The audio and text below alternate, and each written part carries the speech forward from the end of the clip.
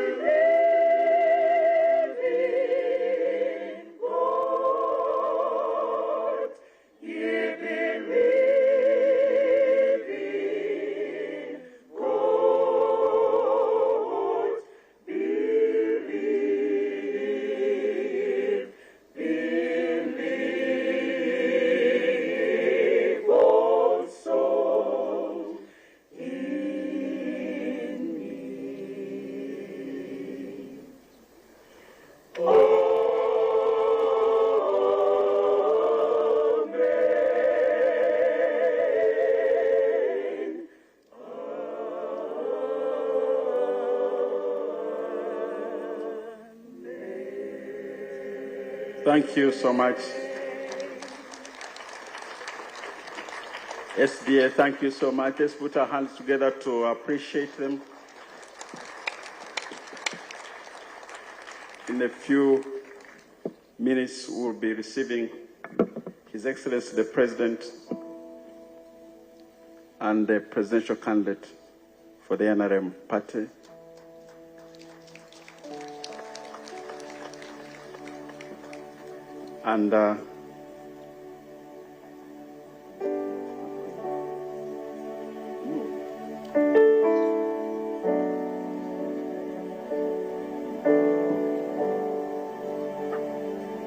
And when he comes in, we will be able to rise and sing the anthems. And after that, we'll have John Faith Magoro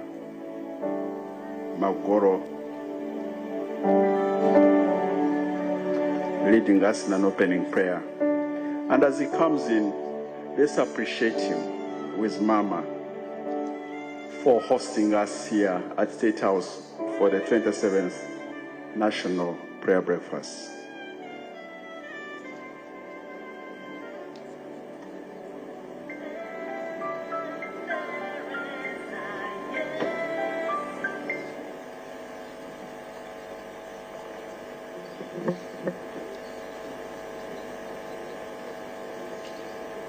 Ladies and gentlemen, shall we stand up and receive His Excellency the President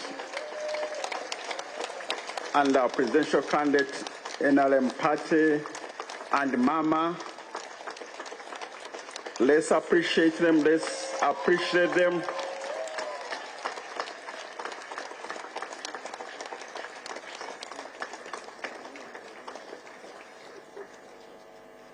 We'll remain standing for the anthems.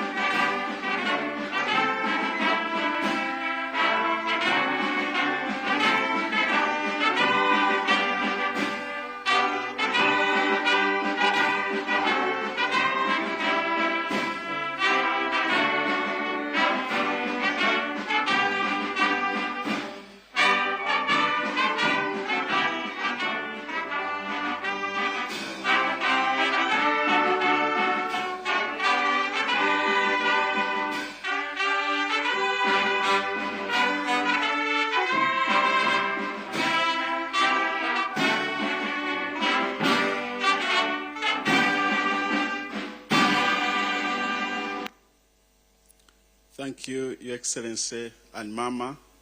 You may be seated for a few minutes to please be seated.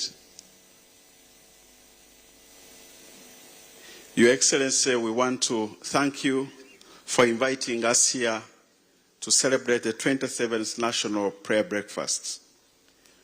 While waiting for you, we want to thank you. We have had a delicious meal, and we appreciate for the brunch that you have given us. So the breakfast we had can easily take us up to 5 p.m. And I'm sure that everybody is happy. So we'll have a short program here, and we are gathered around the theme, the power of forgiveness and reconciliation. We chose this theme because we know you are one of the examples whose God has used to reconcile our country, to forgive, and we have a number of people who you invited. Out of the 1,500 people that we invited, 1,490 are gathered here. So we want to thank you for inviting us to be here. We have a short program, and the program we shall have the opening prayer, we'll have the readings, we'll have the testimony from your friend, Uncle Chris, and we'll have the main speaker who is already here with us, Bishop Masindi, from the Deliverance Church of Umoja, Deliverance Church Umoja, Kenya, and his wife, Bishop Masindi, are here, and we'll have a response prayer from your daughter, Apostle Isi from Nigeria, and a number of members of parliament will be leading us in prayer. So this is how the program will move, and after we'll have a word from the Deputy Speaker who is on his way from where you sent him this morning, and then we'll invite you to give a closing remark and ask Mama to give us a closing prayer. But we have enjoyed the presence of Jesus while you were away, and we'll continue to enjoy it. We had wonderful worship teams. We have really enjoyed this time, and therefore we want to start the program right now by allowing Honorable John Faith to lead us in an opening prayer. Then after, we'll have Watoto with one song, and then the program follows. Thank you so much. Let's pray. Heavenly Father, we give you praise this day, because the day that you've made, and we'll rejoice and be glad in it. As we stand in this place, calling this an opening prayer, is to acknowledge that you are the Lord over these grounds. To acknowledge that you are the Lord over Uganda. To acknowledge that you are the Lord over every soul that is here represented this morning. And we invite you to take preeminence. We invite you to glorify yourself. That as we sit in this place and enjoying the power of forgiveness and reconciliation, we acknowledge that you are the foundation of the same. We declare that you are the Lord, and we acknowledge that. Glorify yourself, because it's all about you. In Jesus' name we've prayed.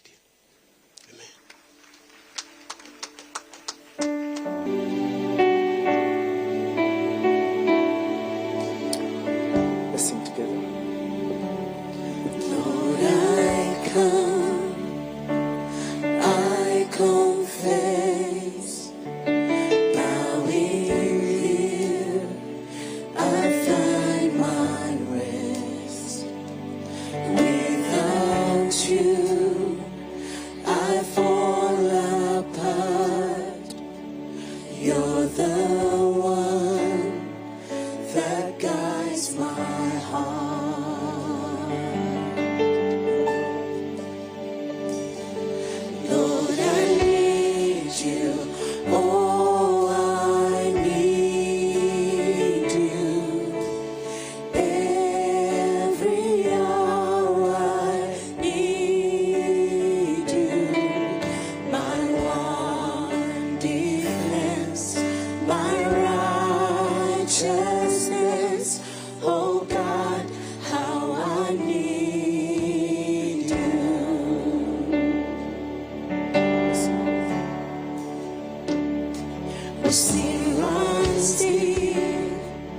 Your grace is more.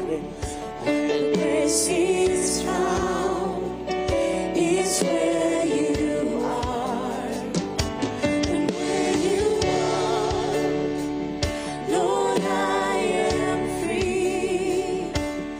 Holiness is Christ in me. Where you are, and where you are, Lord, I am free. And holiness is Christ in me. Lord, Lord, I need you. Oh, I need you. Every hour I need you. My one defense, my righteousness.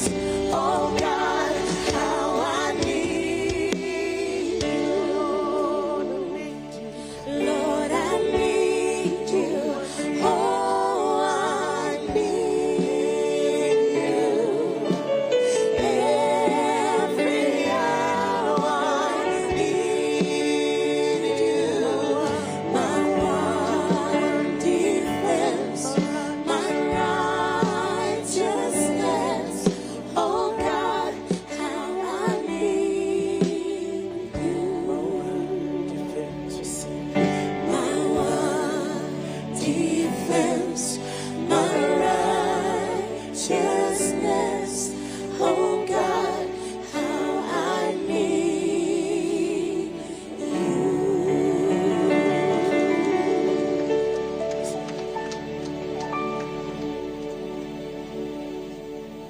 Thank you so much, Watoto. We'll now go into the readings of the Holy Books.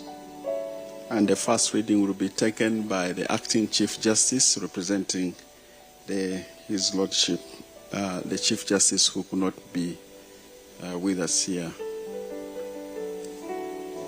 Will be followed by the second reading, Honorable Naomi.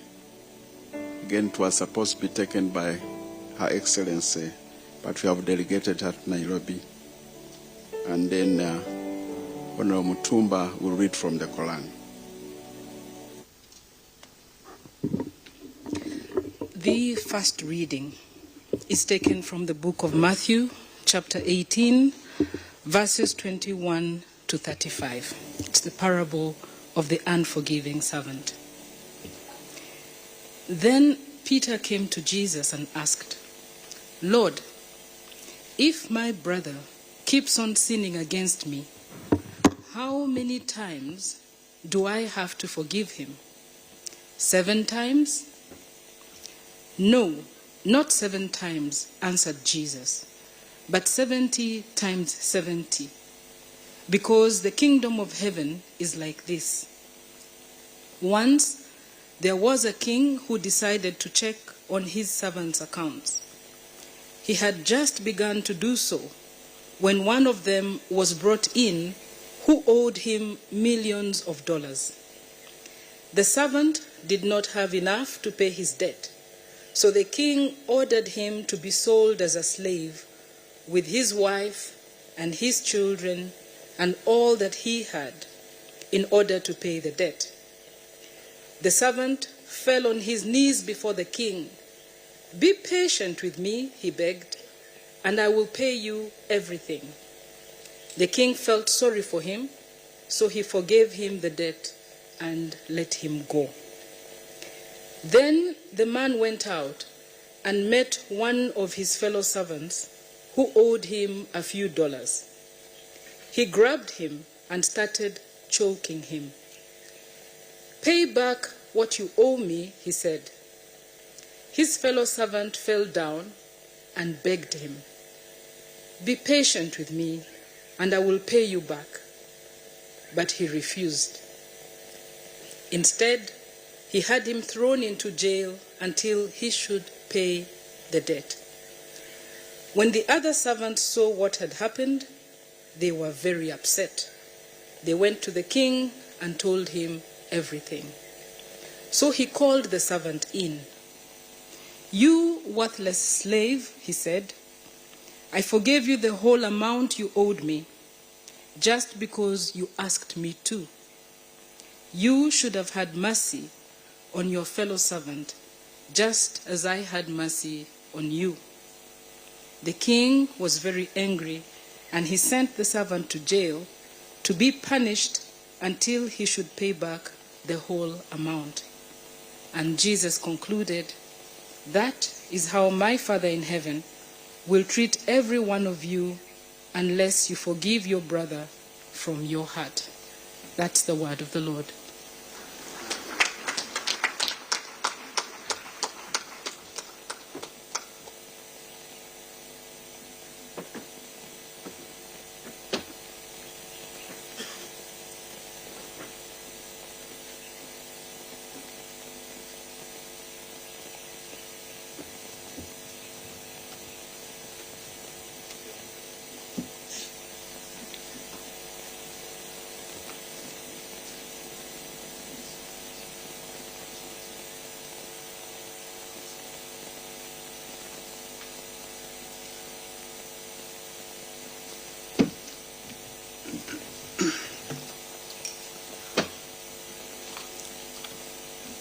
The second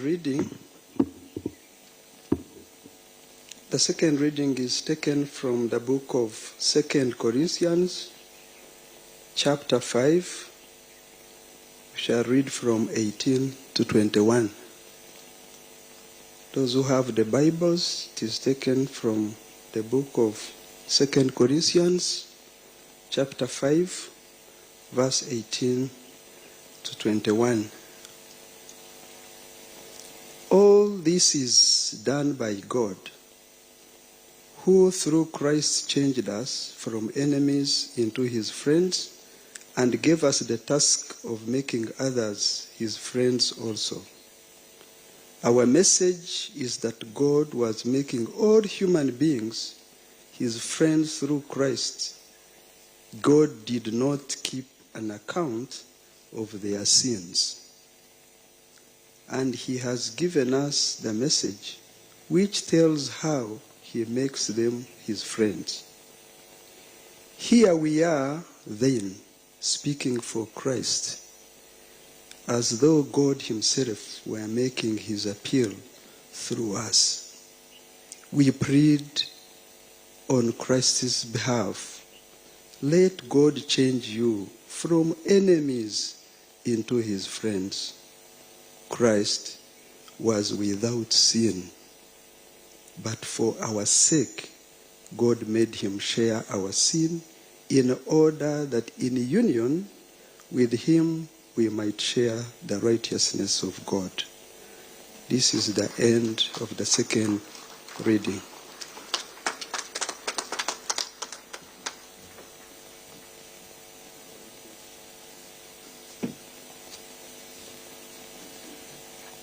أعوذ بالله من الشيطان الرجيم بسم الله الرحمن الرحيم الحمد لله رب العالمين والعاقبة للمتقين ولا عدوان إلا على الظالمين والصلاة والسلام على من لا نبي بعده محمد بن عبد الله صلوات الله وسلامه عليه وبعد أوصي نفسي وأنفسكم بتقوى الله اتقوا الله وأطيعوه فإن طاعته أقوم وأقوى وتزودوا فإن خير الزاد التقوى واحذروا أسباب سخط الجبار فإن أجسامكم على النار لا تقوى وبعد السلام عليكم ورحمة الله وبركاته.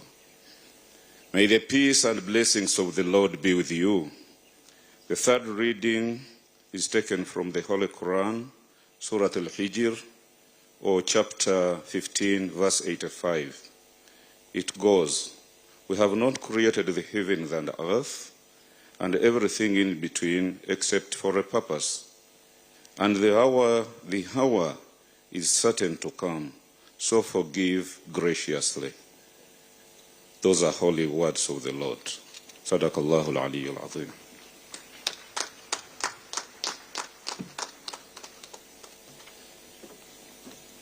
Thank you so much, those who have taken the readings. Your Excellency and Mama, we now move straight to the testimony. As I said before, the theme for this year is the power of forgiveness and reconciliation. Today, this year, we chose your friend, Honorable Gwakasisi. You know his story, but what we know about the two of you is that you brought down his government then, the UPC. He was imprisoned for 24 years, and God used you to forgive him, and you have now made him your presidential advisor, special duties. He's 86 years and is still kicking, still alive, and has a powerful story to tell about reconciliation. Can we put our heads together to welcome Uncle Chris to come and testify in 15 minutes, Uncle Chris. Nimanya inembabazi, nimanya inembabazi, nimanya inembabazi we Yesu.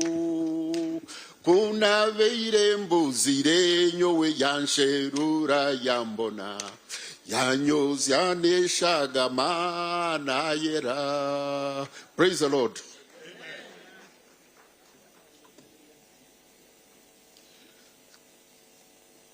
Can I get this thing off? I want to hold it. Yeah.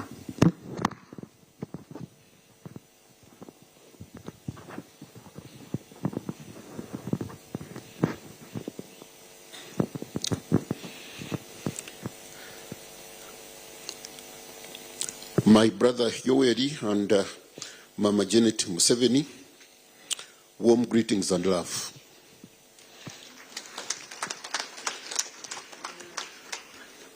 I'm the only one who can address him as Yoweri, the rest don't.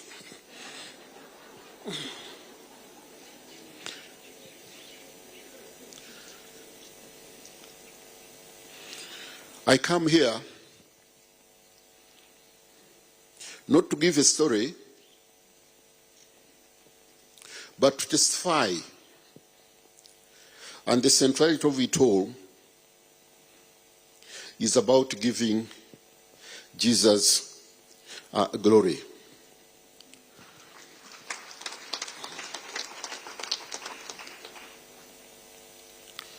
Forgiveness and reconciliation. But the theme is said the power of forgiveness and reconciliation. And there could be no better candidate to testify today other than yours faithfully, Chris Gwakasisi.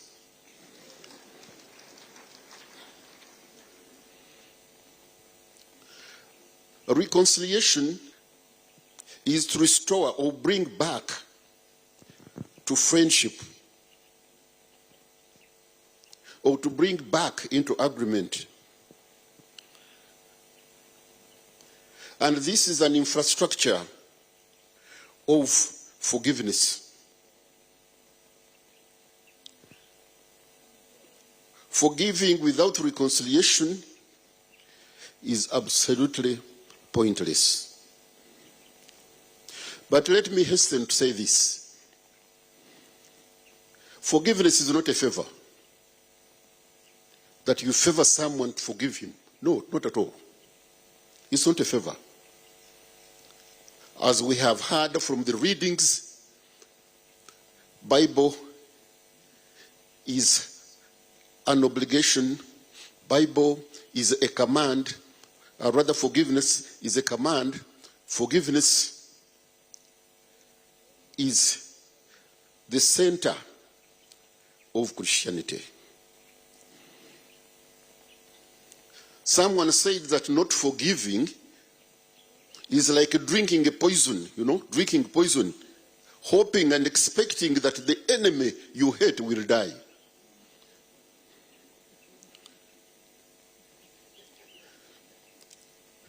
It is a terrible thing not to to forgive.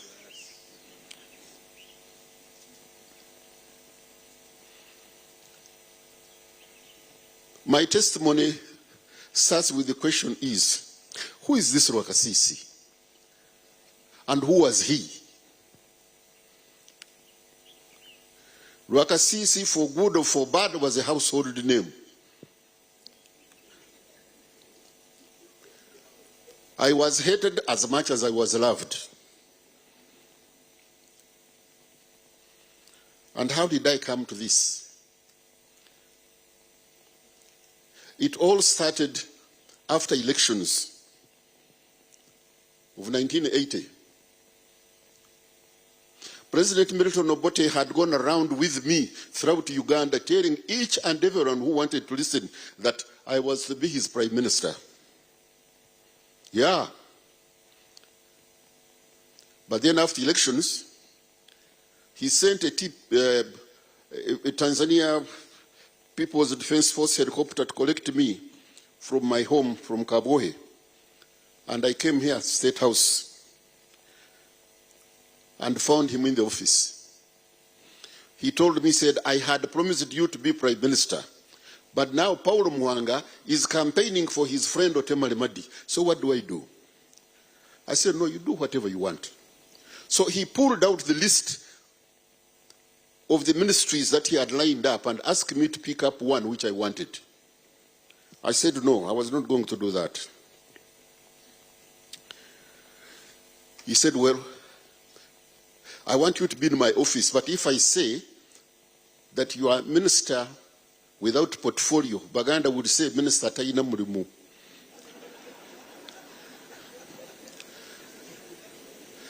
And if I say you are minister for presidency, people will think you are there to run my errands. And yet if I say you are minister of state, people will think you are a junior minister. So what do I do? I said, do anything you want, Your Excellency. And he coined the ministry, State Minister, Office of the President, not Minister of State, Office of the President, but State Minister, Office of the President, which brought me in the center of everything and literally made me his assistant. My office was opposite his. Every minute, a secretary will be coming. Honorable Minister, His Excellency wants you. Honorable Minister, now, before I sit down, His Excellency has come in my office. Your Excellency, Honorable, everybody honorable, secretary is honorable, everyone honorable, my sisters honorable. I forgot that my name was Rwakasisi. I thought I was honorable.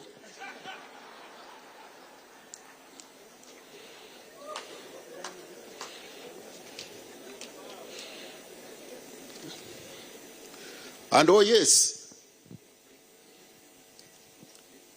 I heard it, you mentioned it. My convoy was almost like the president's. You know, these days when I see these people who move with convoys, you know, pushing me from the road, well,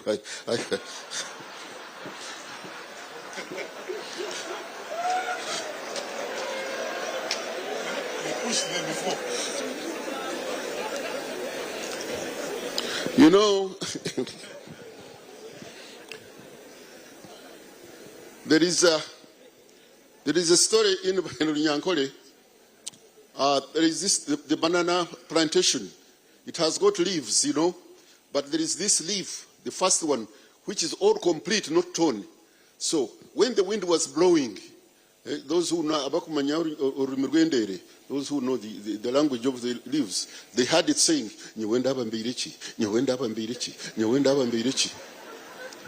but then there was this akashansha, you know, the dry one which was just down, said, you know.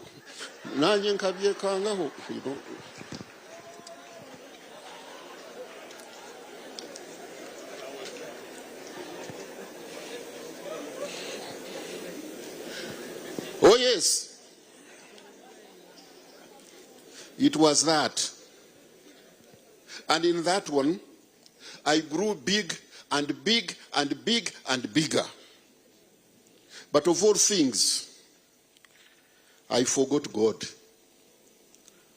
You know, at times my constituents will come and say, Honorable Minister, can we go to church? I say, well, when you go to church, you pray for the president and his cabinet, and I'm one of them. So you go and pray. I'm going for my farm. Finish, end of the story. But let me tell you, time came. Oh yes, time came. When I saw all these glories and powers, you know, all just breaking down like a house of cards. Oh yeah. A man who was saluted by generals, and now I was ordered by the privates. Ewewe, kaa chini. I would go down.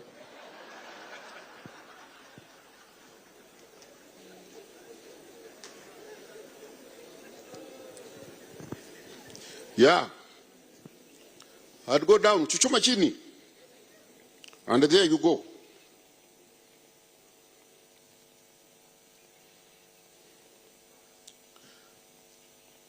Let me tell you, these people were in the bush,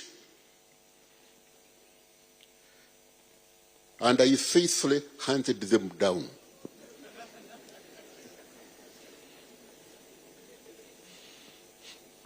I can testify that there isn't a single minister, including ministers of defense or of internal affairs, who ever went to Luweero Triangle. None. Not even an army commander. But Rwakasisi. You will get there, Museveni has been here. You know, at one time, we had a colonel who was a brigade commander in that place. Now, he came to give report to the president. And, of course, as usual, I was there. So he said, yesterday, we had contact with Museveni. He was dressed in a kanzu, and he was the one commanding the army. So, but the boys tried to shoot, they tried to shoot, but he was just doing like this, getting all the bullets, putting them in the pocket.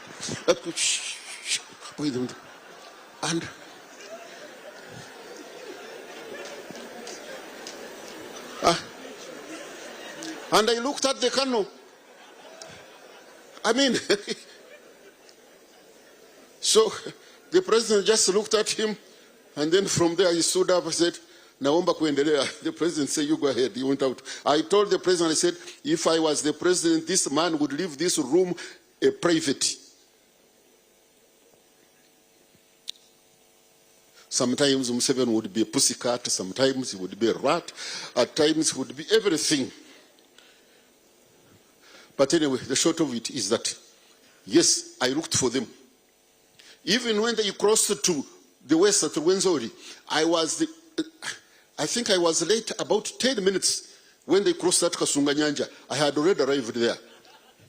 But when I reached Rubona, I put on field glasses and just looked at the shoulders of the mountain, and I saw them. They were cooking and all that. Fine. I went to Fort Potro. I had dressed already. From there, I took Chenjojo Road.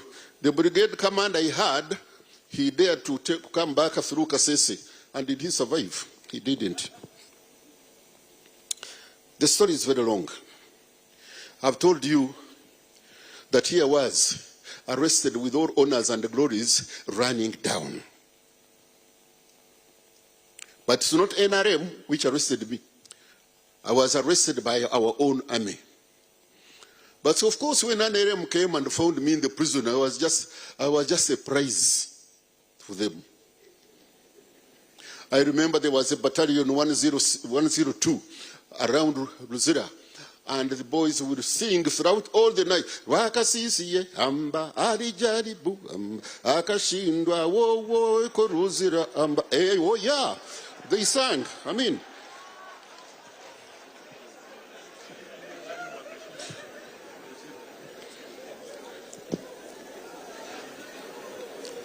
they sang through the night.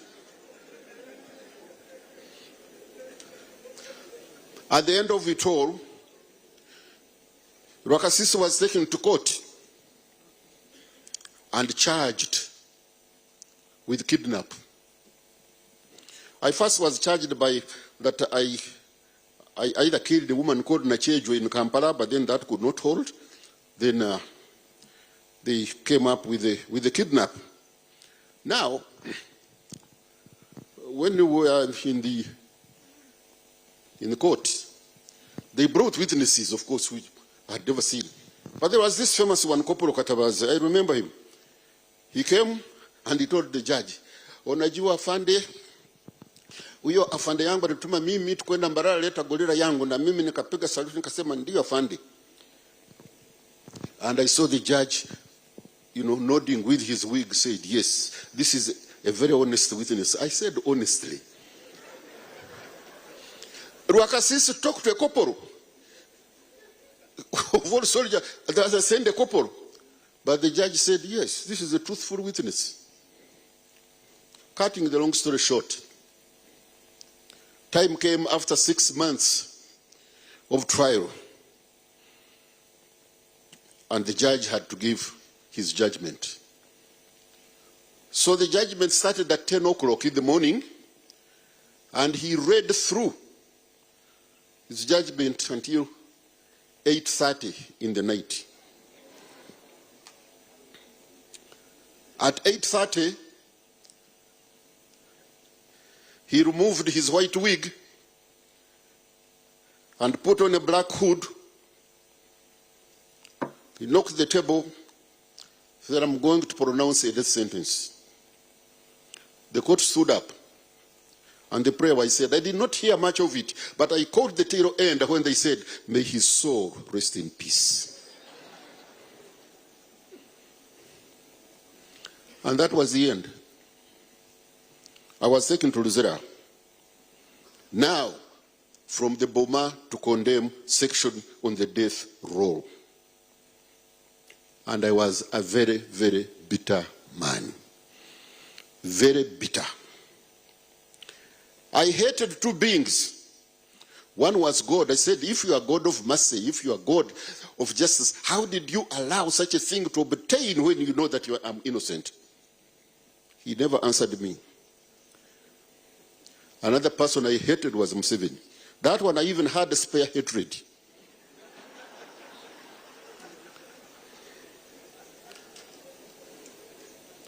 We had known each other in our youth. When he came from Dar es Salaam, he was brought in my office. I was his boss. So don't you worry.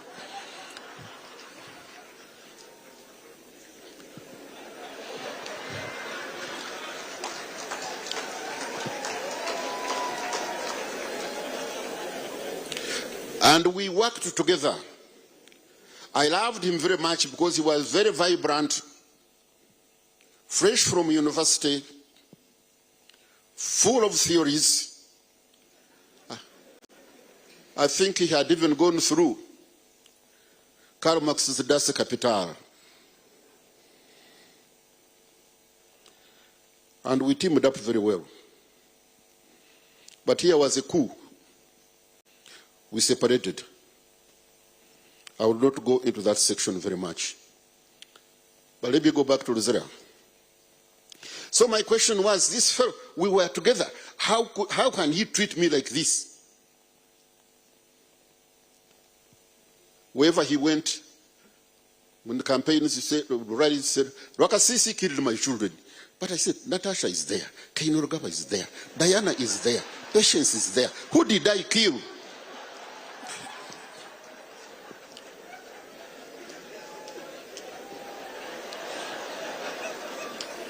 No. Rwakasisi killed my children.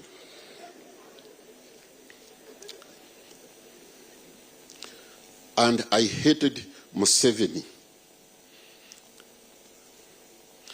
After I was condemned,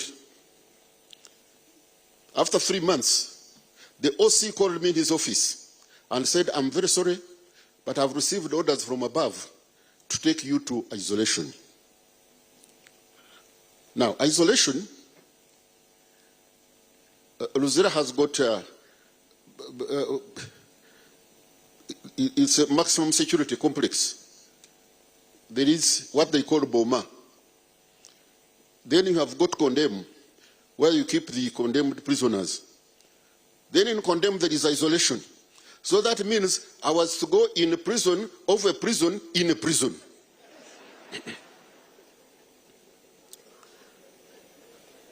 And yes, I went there. And my bitterness even increased now.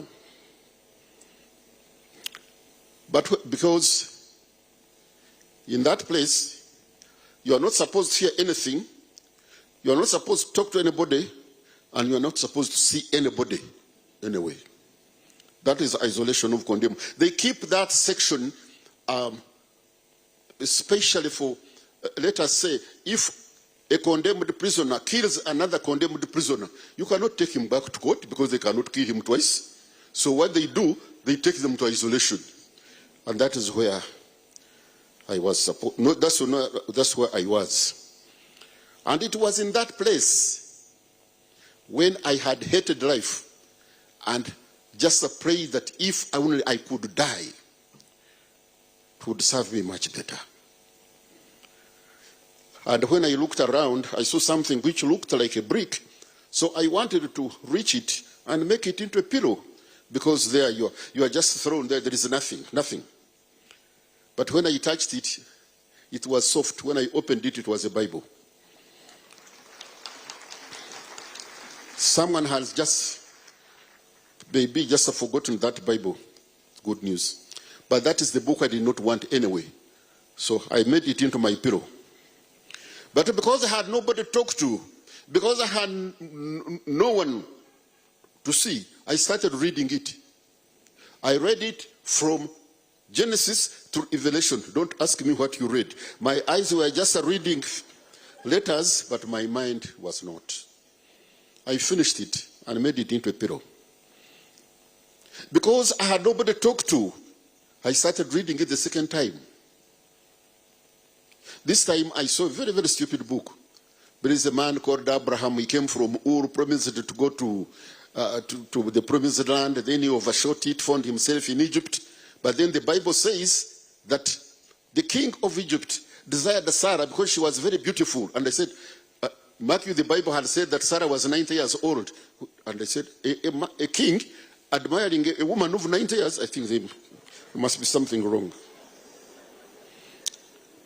Carrying on, I got to the New Testament. I found this cantankerous woman called Mary Magdalene, who used to invite herself at every party in town. But on this fateful day, she invited herself to a party where there was Jesus. And one gospel says she anointed his head. And the following gospel said she actually anointed his feet. I said, but couldn't these people edit this book to make sense? I continued to Revelation.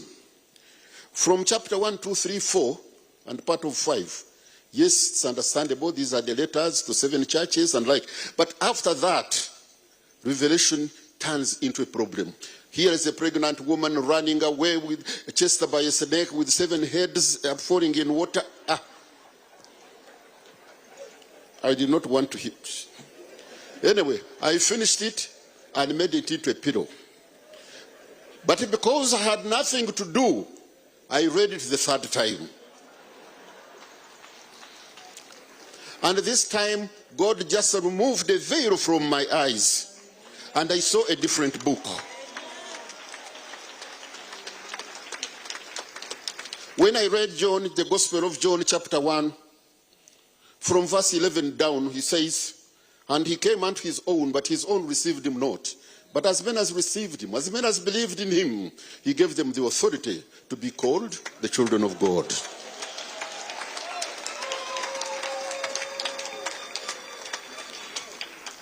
So I paused. I said, does it mean that there are children who are not children of God? It's only those who have believed in Jesus and those who have received him that have got that authority. The rest are just human beings. Anyway, I went on. The same John chapter 3, verse 7, going down, this is the conversation between Jesus and Nicodemus. Nicodemus was a very educated man. He was a professor of law. He was a member of parliament. He was a leader. And Jesus addresses him as the ruler of the Jews. He used to go to Jesus at night. Now, verse 7, Jesus is telling Nicodemus, he says, verily, verily, I say unto thee, you must be born again. You must be born again. And there, I went in some kind of a trance. And a gentleman came and stood before me, calling me by my name, and he says, Chris, fear not. No one is going to kill you.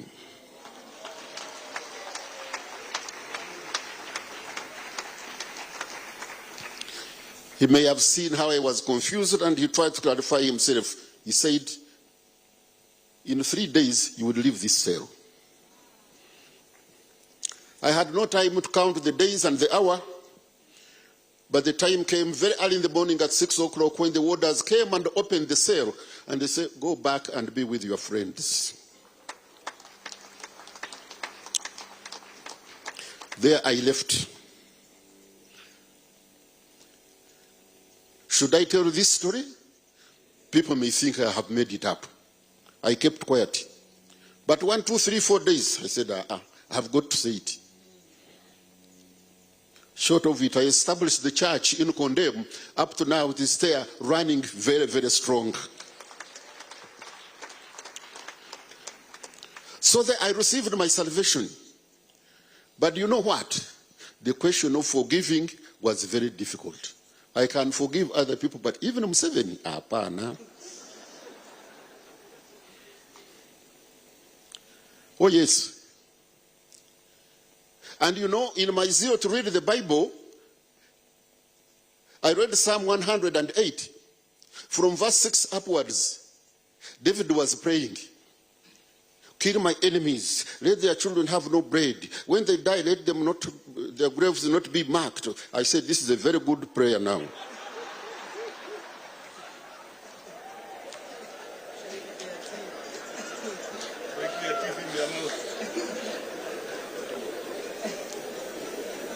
So I'll go down on my knees hours on end. Museveni should die, everybody around should die, his army should die, his parliament, all that. But the more I prayed, Museveni continued winning elections after elections. The more I prayed, those who were captains became generals. So I started saying, but this prayer, anyway, the Holy Spirit helped me. The Holy Spirit helped me. In Jeremiah 31:34, God is saying, I will forgive all your iniquities, and your sins, I will remember them no more. So why doesn't God say, I will forgive, I will forget them? It was a very big question. Because all preachers who used to come to us and condemn would be telling us, forgive and forget, forgive and forget. But I tried to look for this magical word in the Bible. I couldn't. Forgiving was about 57 times. Forgetting was about 37. But there is nowhere these two are combined. So how can I forget that I'm in condemn? So no. But then, when he said, I remember them no more. Then I read, here is Jesus saying, he who does not forgive will never be forgiven. You know what? I changed the prayer. From my hate list now to a love list. I would go to my knees. I will pray for President Museveni, his wife, his children. I will pray for the country, for his government. In fact, some inmates thought I was running mad. Say, how can he? But oh yes, I was very genuine. And you know what? I felt a heavy stone lifted from me.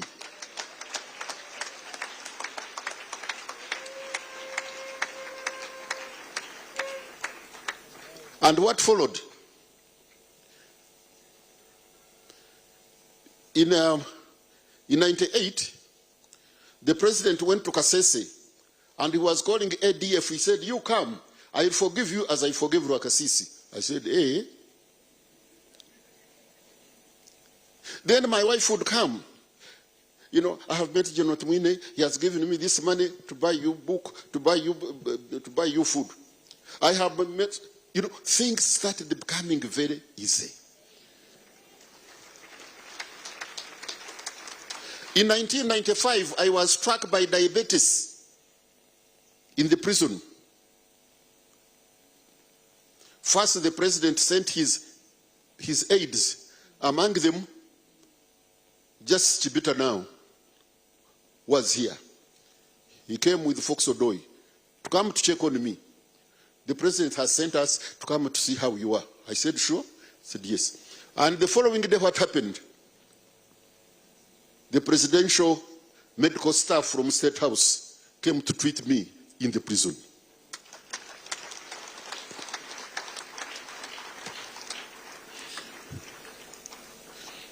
Things were easy. The president ordered that I should be removed from Condem to be taken to Boma. That was the message brought by Chibita.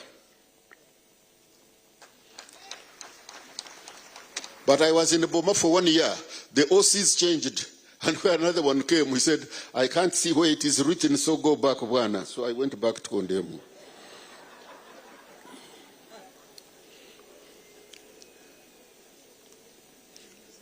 Let me hurry to tell you that I stayed in prison. I was a happy man. And everyone who visited me witnessed so. And now time came. After 24 years, time came. It was about 1 o'clock. The receptionist came to me, a sergeant, said the OC wants you. You know, when they say OC wants you, you can't know which is which. But this time I went. He gave me a chair he had never given me before. Prisoners don't sit on chairs. He pulled out a letter. It was on blue stationery, which I was acquainted with, where it comes from. He gave it to me. I read the heading, Instrument of Release.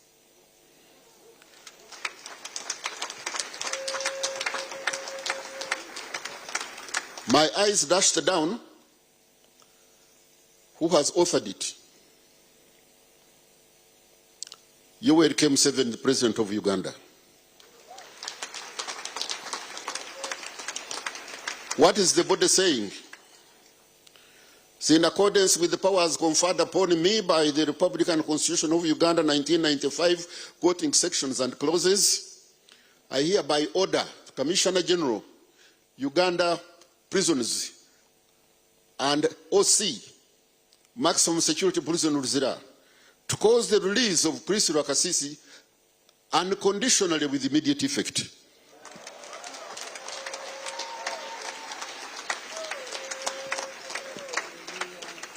I want you to note those words, unconditionally with immediate effect. And here he was out. Forgiveness was there. Now what about reconciliation? That was 19th of January 2009. On the 3rd of March, the telephone came. I didn't have the phone. They called my wife. So she came running with the phone. Said, they want to talk to you. I said, who? They want to talk to you. She gave me the phone. And then someone on the other end said, hold on for the president. I said, the president of FUFA? Oh, who?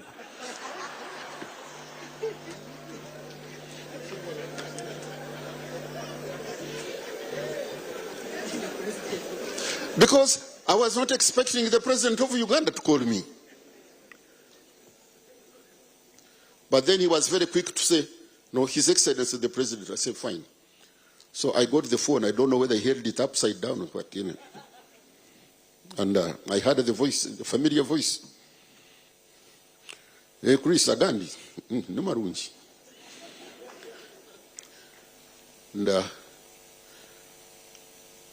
nogira ngu ntobasa kuvugana nyinshi akare shanki 11 n'obwire. I said,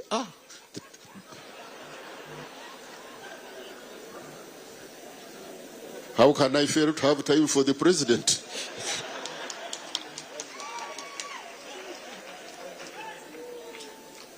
So the following day at 5 o'clock, I moved on to State House, and like I said, I was informed earlier on that, you know, when the president calls you at 5, you can see him if you are like about midnight there. So I went when I was psychologically tuned. But lo and behold, at the quarter guard, I was waved in. I reached the house, was received, seated in the main sitting room, and you know, they pushed in a tray of goodies. You know what big people eat. You know, those the tray. And I picked up a cup of tea. I had taken only 3 sips. The protocol officer came and said, "The president is waiting for you." I abandoned the cup of tea. Mounted the stairs, I was handed over to Madam Amelia Chambade. She opened the room. I thought I would go there and sit and wait. The president comes, I would stand. "Yes, Your Excellency," said. Well, no. When they opened the door, the president was there already seated.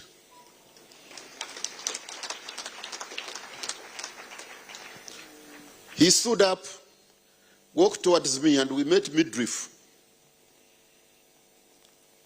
And we embraced. You know, he doesn't embrace people. Ordinarily, he doesn't embrace people. Even these days, he doesn't shake them. But anyway, we embraced and started greeting me. Keije buhoro, buhoro, buhoro. Now, on the third buhoro, he stopped and asked me, "You and I, who is older than the other?" I said, "Of course, I'm older than you." He said, "Okay, now greet me." You know, in Banyankore, it is the elder who greets the younger. So we changed the buhoro now. And he said, "Chris, yes. Welcome from the prison."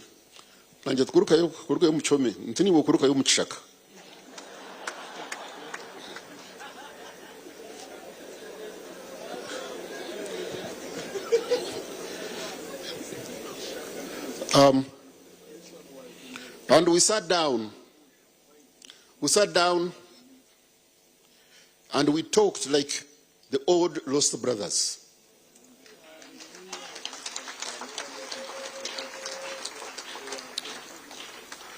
He asked me how the case went, about the case. I explained to him the whole thing.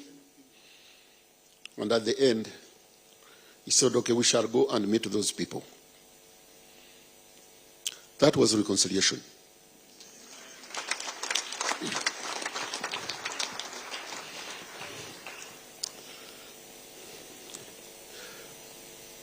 In the November of the same year, he called me in Fort Portal. I think I met him at about 1 o'clock in the morning. And he asked me if the private secretary had told me anything. I said no. So he asked the private secretary, I said, "Give me my letter." And the letter was handed to me. What was the letter saying? This is now public service.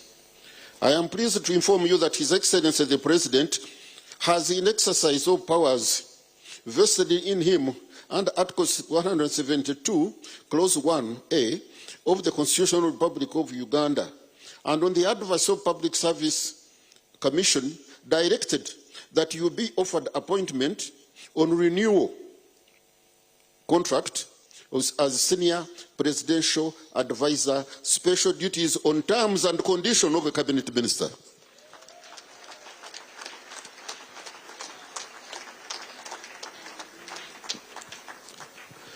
Reconciliation.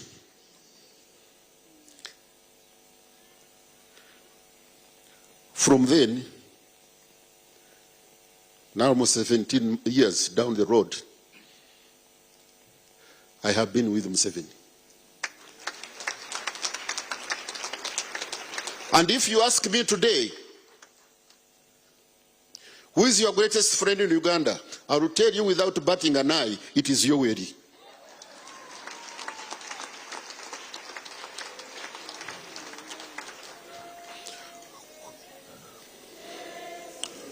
Yesu oli mwana gwendega homusai gwogunaziza nebaza. Permit me to hurry up on this one.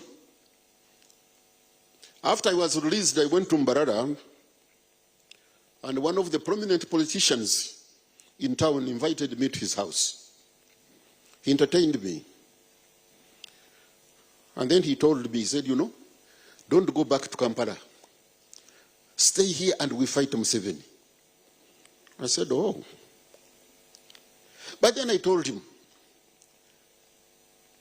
I said, I fought Museveni when I was in the State House and he was in the bush and he defeated me. How much more now am I going to fight him now that he's in the State House and I'm outside?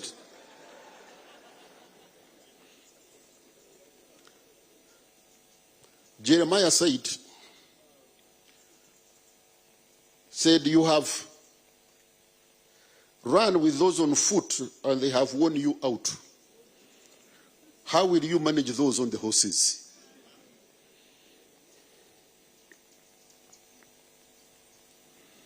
How will you manage those on horses?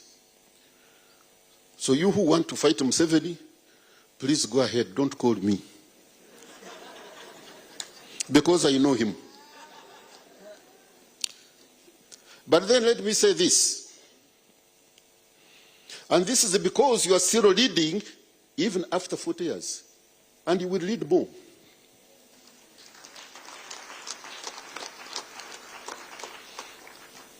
To have that spirit of forgiveness and reconciliation and to work with those who oppose you, it is a rare commodity which is not found in very many people.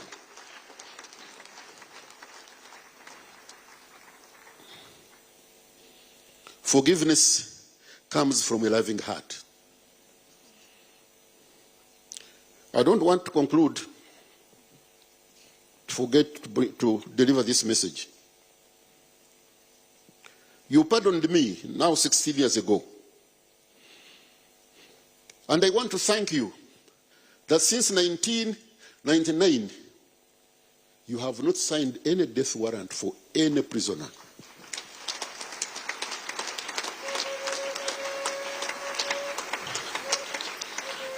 And that could be one of the reasons that you are even still going on, because of forgiveness. So the inmates on the condemn and those who have served long have sent me to ask you, have mercy on them, especially during this election.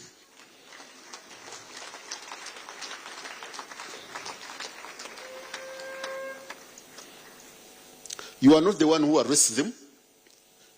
You are not the one who prosecutes them. You are even not the one who tries them. Why should they bring them to you to kill them? You are right not to.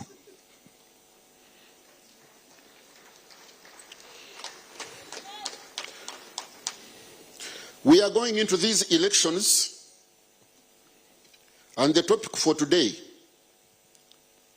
is very, very apt. Thank you very much, Chairman Bahati. I want to thank Chairman Bahati and his team of Parliamentary Prayer Breakfast, because they helped me immensely to reintegrate in the society. But you know what, Mr. President? When they asked me to join them, some of them even left. So they left. And these were born again. But they left, and they had never come back. Mama, I want to thank you.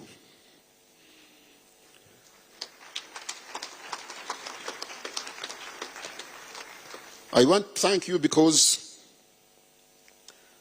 of accepting me. I want to thank you because of your deep faith.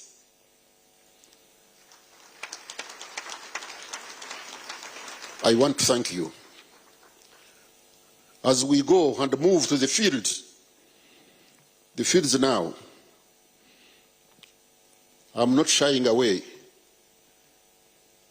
So that as you sent me in 2011 to campaign for you, even at this age now, I'm ready, willing, and able to continue. Thank you very much. Thank you, everybody here.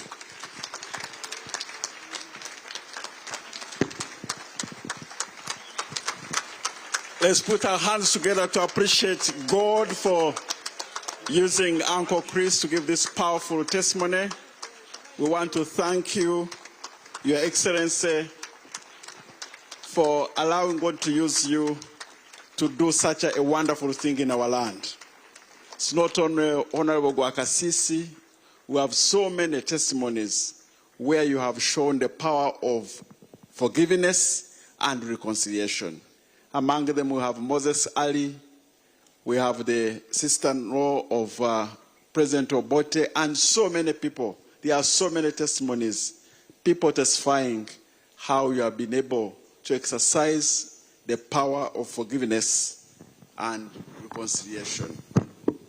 It's true that when Chris Gwakasisi came out of prison, we reached out to him as a fellowship where we meet every Thursday from 7:30 to 8:30 in Parliament.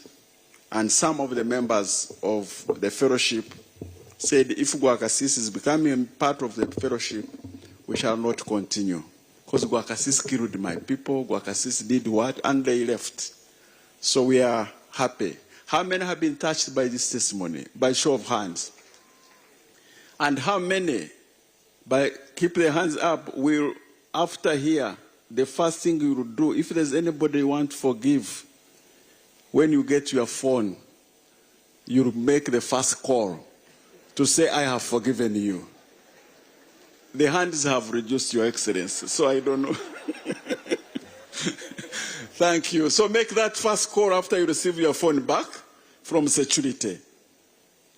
Your Excellency, it's going to be I couldn't do much to an 86-year-old who is giving a powerful testimony of what's happening in our land, and it's because of this that we have exercised that I think your leadership continues to grow from strength to strength. We'll have a team, the Levites, sing a song about reconciliation. Your Excellency, these are gospel stars that have come together to compile a song about reconciliation, forgiveness and reconciliation, as we prepare to go into prayers, and then we have the keynote speaker as we move towards the closure of the event. There are people like Pastor Bugembe, Aine, and they love you so much. Will you be first, please?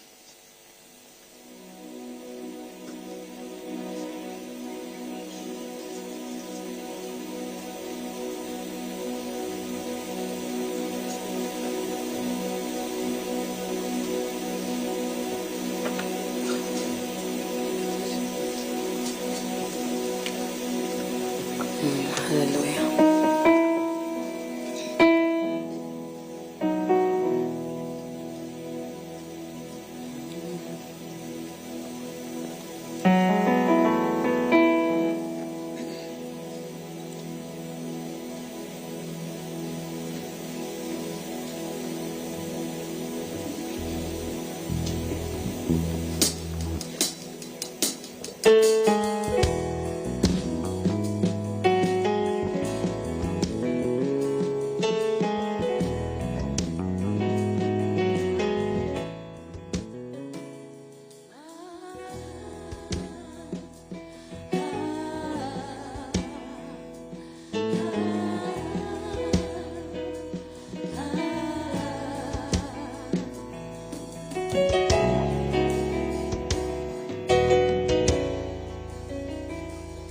One nation, we are one people.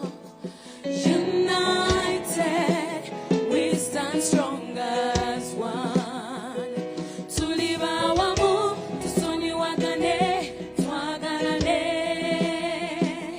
Ngatuli wamu, tugenda wala, tutukawala. One nation, we are one people. United, we stand strong as one. Tuliba wamu, tusoni wagane, twagarane. Ngatuli wamu, tugenda wala, tutukawala. Without love and unity, it's so hard to prevail. To be good and strong, we have to reconcile. From one body, from one creator, we are just stewards to lead God's people. Let's bring the hope, a better living. Let's give a life for all. One nation, we are one people. United, we stand strong as one. Tuko pamoja, tusamehane, tupendane. Pamoja nasi tunaenda mbali, tunafika mbali. Tuko pamoja, tusamehane, tupendane. Pamoja nasi tunaenda mbali, tunafika mbali. One nation, one people, united we stand. We can build this nation with God our help, with one voice. Let's build our land. We will build this nation with God our help, with one voice. Let's build our land.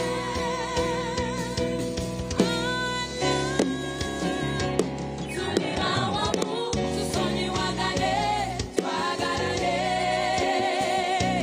Ngatuli wamu, tugenda wala, tutukawala. Pamoja, tusamehane, tupendane. Pamoja nasi tunaenda mbali, tunafika mbali. Tuliaba hamwe, tutasirane.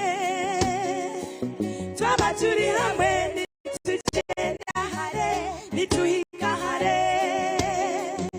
Tuliaba hamwe, tusasirane, tukundane. Twaba turi hamwe, nitugenda hare, nituhika hare.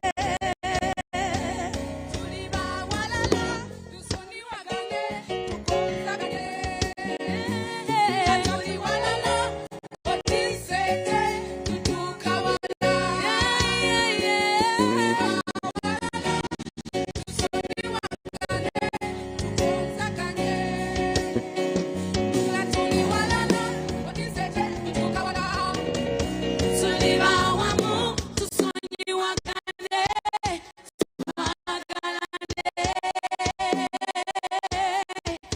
ngatuli wamu, tugenda wala, tutukawala.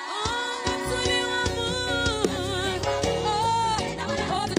ngatuli wamu, forgiving each other, yeah. Trusting in the Lord, yeah.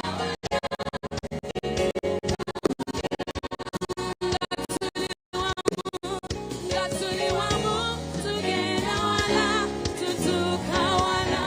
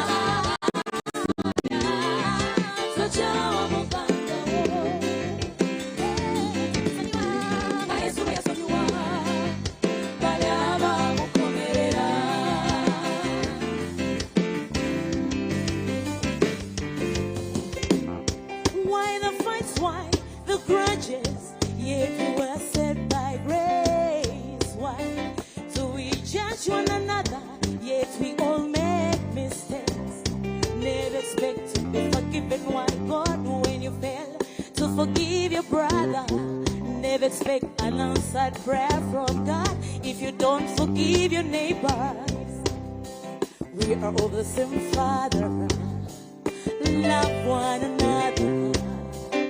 7 times, 70 other times we have to forgive.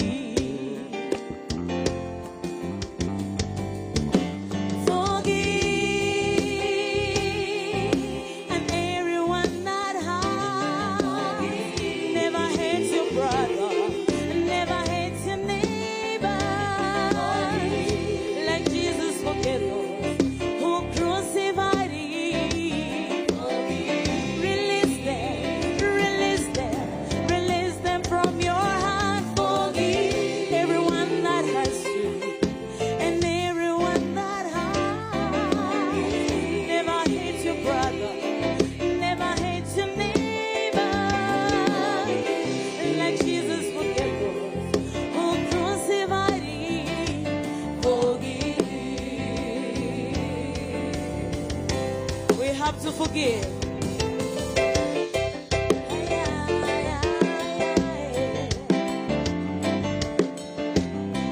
Can you tell your neighbor, please forgive?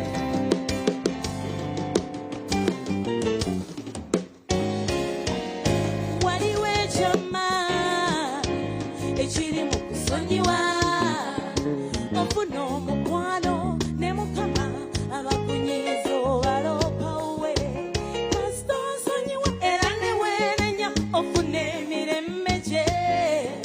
Tochawa muganda wo chitamu aliomu tuyigo kusonyiwa emirembeje jifuge mufe oyizo kwata ku kifuba kyo netuyimba sonyiwa abakusobya abasonyiwe bonna abakusobya tochawa muganda wo.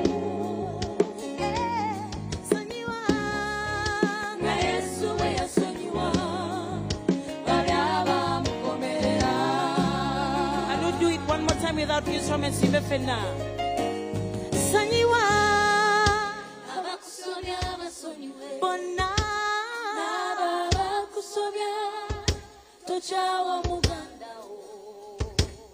Hey, sanyiwa, Yesu bwe yasonyiwa bali abamukomerera. One more. Hey, sanyiwa.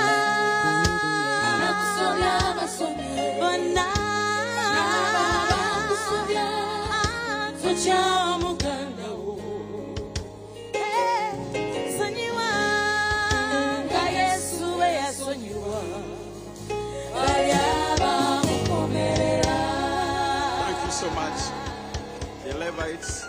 Can we have Watoto quickly? Watoto choir. Before we go into prayers, and then we receive the word from the keynote speaker of this day.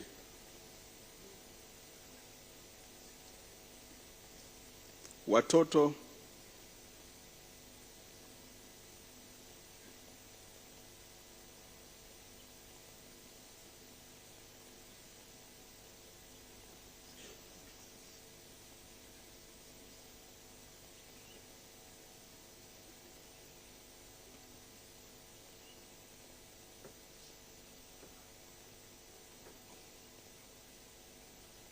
The young people talk about vibe. I hope you'll bring some vibe. Please hurry.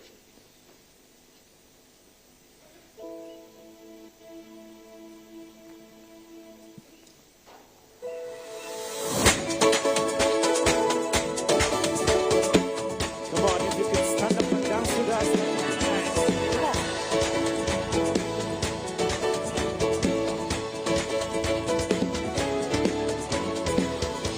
I've seen favor, but not like this. I've seen blessings that don't make sense. Can I testify? I've seen miracles I could not by. I've seen power I can't deny. So can I testify? I'm gonna shout it out. Yeah, the Lord is good. I've seen it all my life. Yeah, the Lord is good. He is faithful then, He is faithful now. Forevermore, I will shout hallelujah. Yeah, the Lord is good. So can I testify? Let me see your hands up for the Lord. Come on. We testify in the name of Jesus. Can I testify?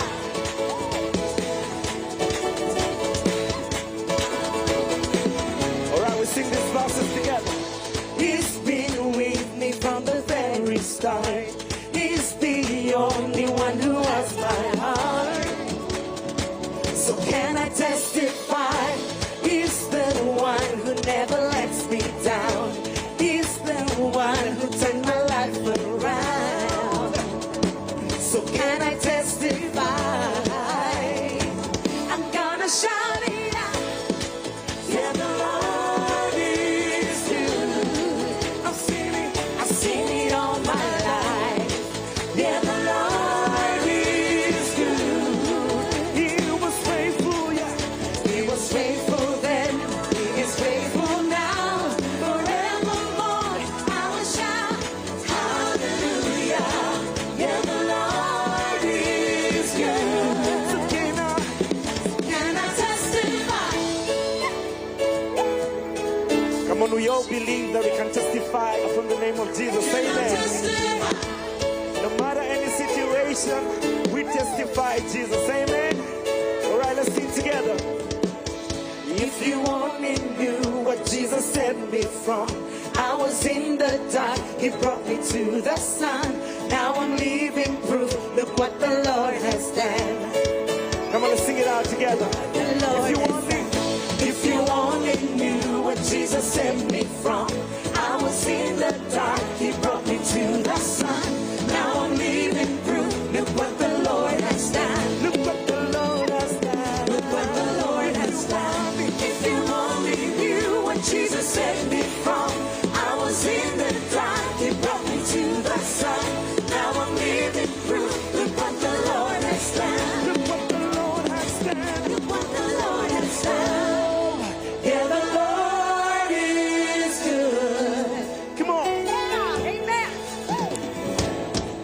Yeah, the Lord is good. Yeah, the Lord is good. I've seen it. I've seen it all my life. Yeah, the Lord is good. He was faithful then. He was faithful then, He is faithful now. Forevermore, I will shout hallelujah. Yeah, the Lord is good. Can I testify? Let me see those hands up. Come on. We're singing tonight. Can I testify?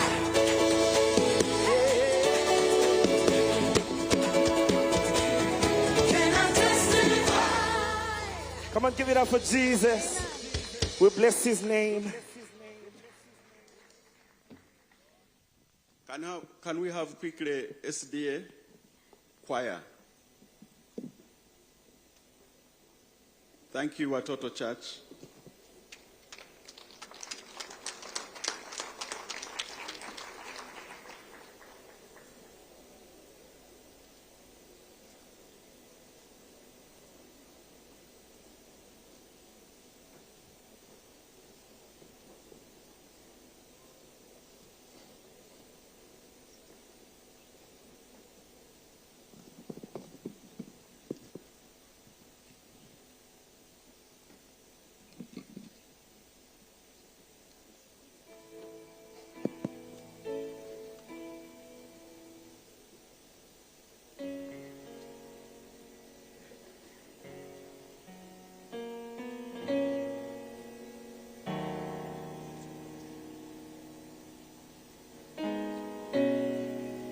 SDA, we are waiting for you.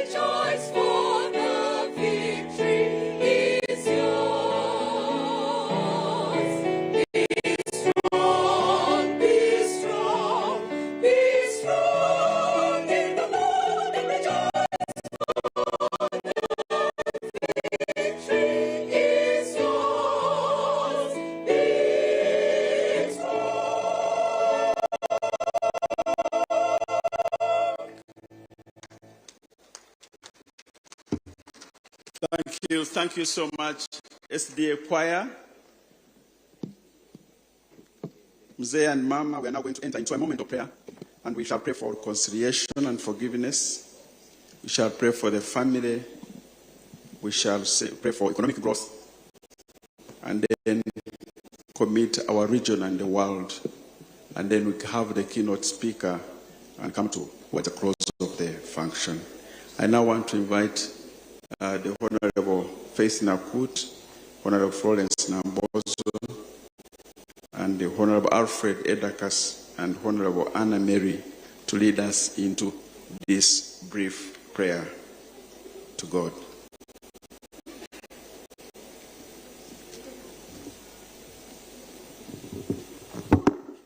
Let's humble ourselves and we pray. Our dear Heavenly Father,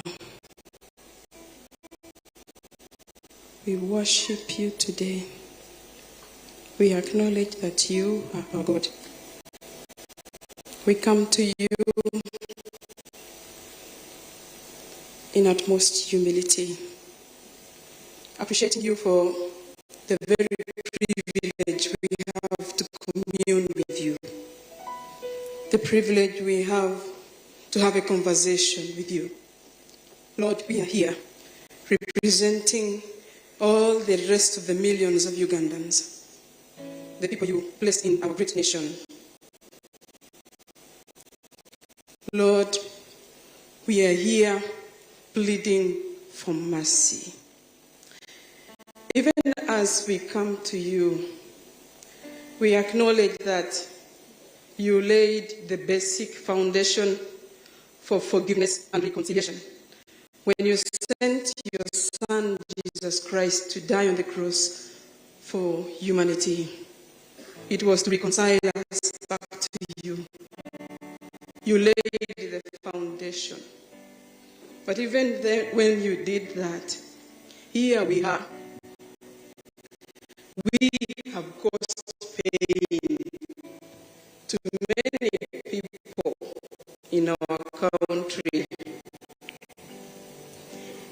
in different parts of our country, those represented here and those not here now. There are people who lost their dear ones and to you. There are those who lost a livelihood and they are crying out to you. There are those who are paying the price for sins they never committed,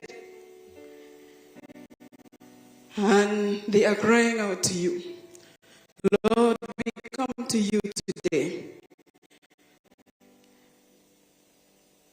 pleading for mercy. We know that if you choose to take revenge on those who are crying because of the pain we have caused them as a nation, as a people of Uganda, that it will be very bad for us.